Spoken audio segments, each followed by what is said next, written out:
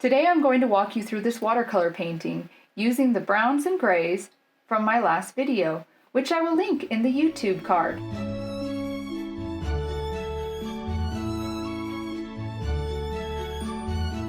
Welcome everyone, I'm Alisa with Alisa Laporte Art. Today I'm going to show you how to apply those browns and grays we talked about in my last video to create a fun winter scene. If you would like to support me in my work, subscribe and share with your friends. Feel free to pause this video if needed. And if you're ready, let's start painting. Okay, we're going to start off here by getting our paper nice and saturated. And when it starts to lose its shine is when we're going to add our paint.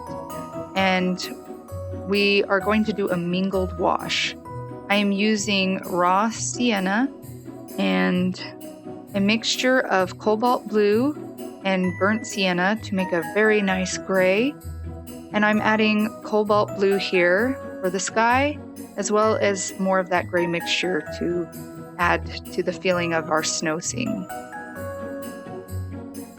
Now as I let that dry, I'm going to add some burnt umber to the front of his pants, and then I'm going to create a graded wash with this. So I'm going to actually just add the paint to the front, then use some pure water and just pull that back. So it just pulls that paint back and you get the feeling of depth.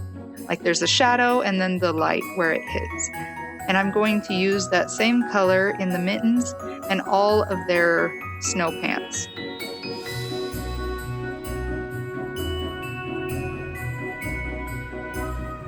Here in the coat, I'm also using that burnt umber, and I also added just a touch of cerulean blue to give it some contrast and reflecting of the snow that is around them. I do the same to all three coats using the burnt umber and also raw umber.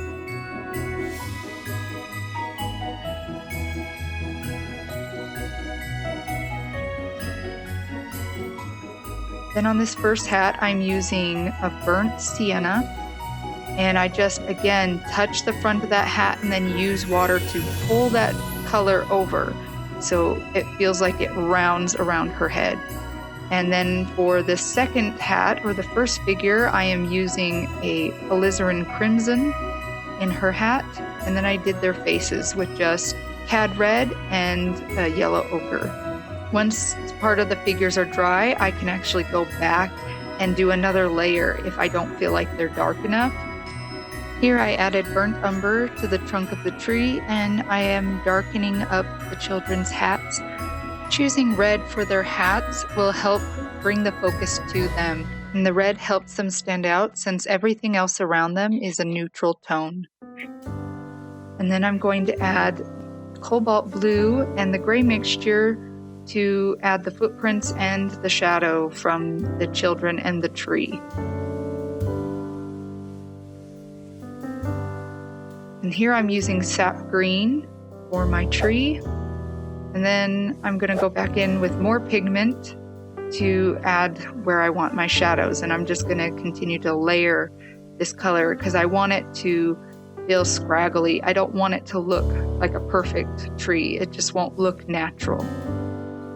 Just kind of use the side of your brush and dry brush it on. Leave white spots so you can see through the tree. And then I'm going to take my linear brush here and create smaller branches and the needles that come off it. This darker green I'm using is a mixture of sap green, ultramarine blue, and just a touch of cadmium red.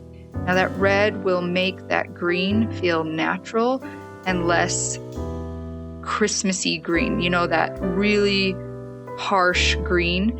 It will pull that out of there.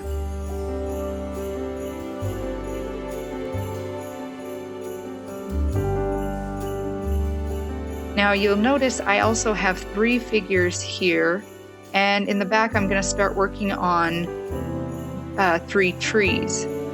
And right now I'm also going back, now that my background's dry, I am adding more to those bushes.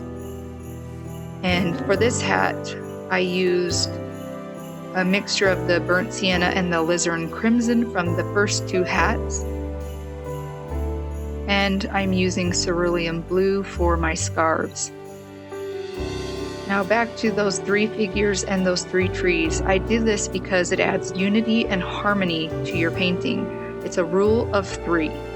Just make sure that your trees and your figures are not equal distances apart. Notice the gaps I have between the trees and the figures. They are not equal distances. And this tree I'm painting back here, I just want an indication of that tree. You want to know it's there, but you don't want to see every detail, every branch. You just want to know it's there. So I used a burnt umber, and then I actually used pencil for the rest of the trees, and I'm going to leave it that way because I just want it faintly there.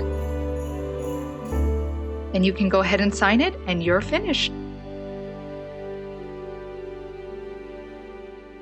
I hope you had fun painting with me, and if you did create this or another painting, link it in the comments. I would love to see your work. Question of the day: what is your favorite winter activity, and would you like to paint it?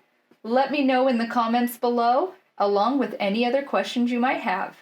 Thanks for watching. Don't forget to subscribe and hit the bell so you know when I post a video about what materials you'll need to start painting in watercolor.